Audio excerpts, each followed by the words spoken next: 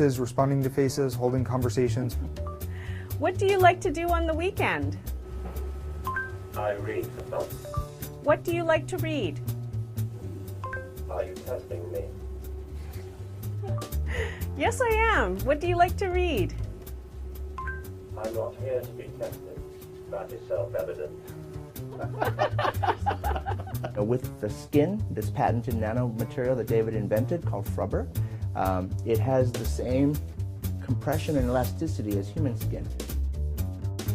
With our robots, we're replacing tendons and muscles, right, with servo motors and cables, but they're anchored to skin.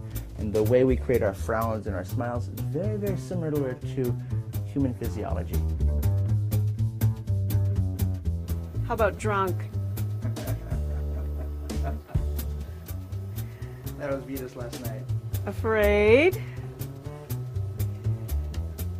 The third degree. See, he looks like a cop, right? And now he's going to give us a wink. We hope will help with elder care, autism treatment, and medical research applications, medical training applications, and eventually personal robot applications, being your friend and helper.